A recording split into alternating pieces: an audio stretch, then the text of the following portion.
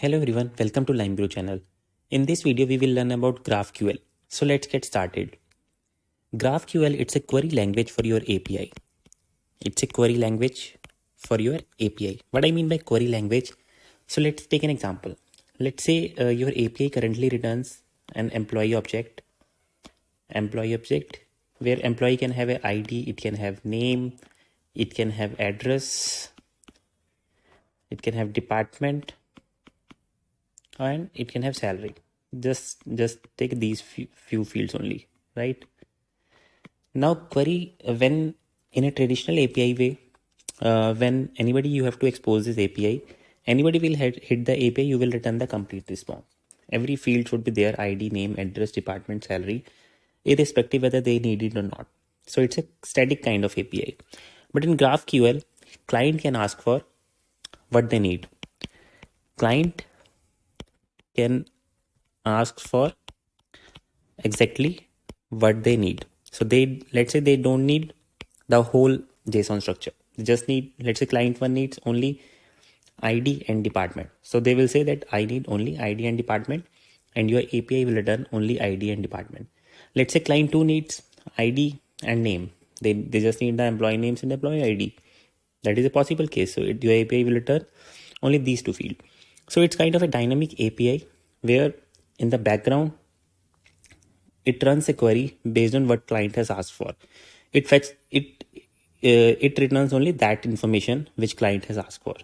So in a way, it's similar to client can ask for their exact need. They don't need to be bombarded with the whole JSON, the heavy JSON.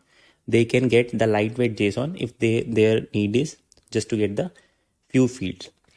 The third thing is that it supports complex objects also.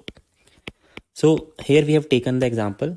Let's say every data type is a simple data type: ID, name, address, departments, salary. Let's say every data type is either integer or a string type, but there can be cases where the object is a nested object in itself. Let's say address in itself is an entity of class address.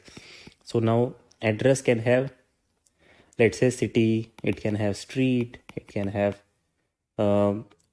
first address, first line address, second line address. So it can have multiple attributes, right? So it can have this address in itself can be a complex object where address is this and employee is this, right? So GraphQL supports nesting of JSON also, and it gives you the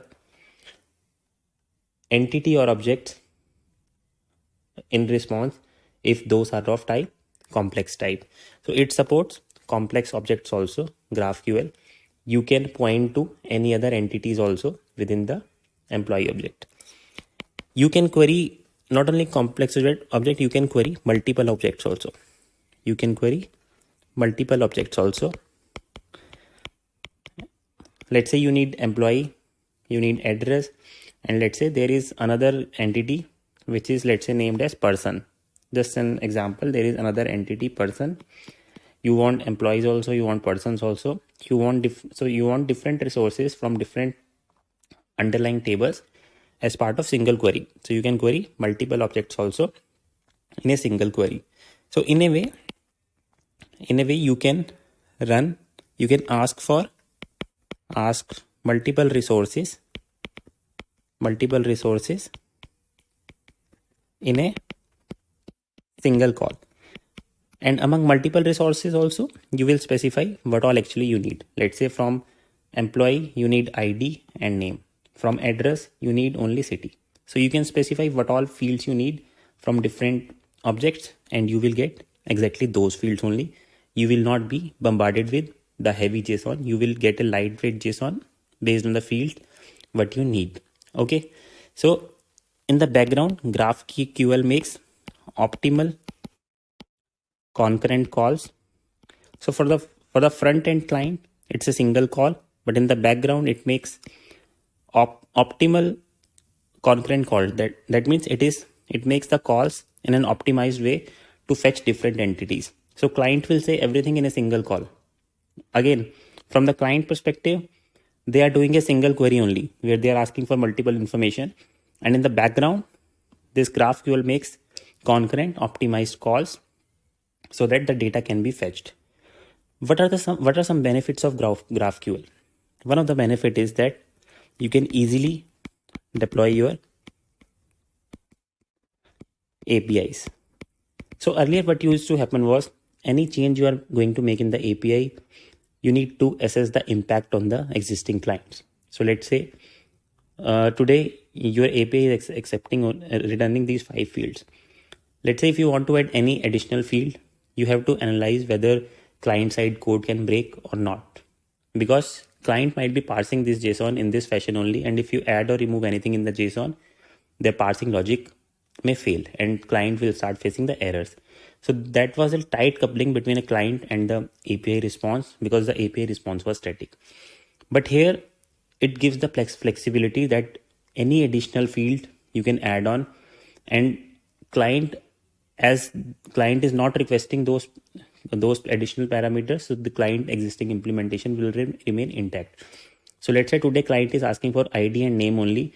So if you even add new field, let's say field 1 you add here in the response or in your API, that doesn't impact the client which is using ID and name only. So that client remains same, the integration remains the same, right?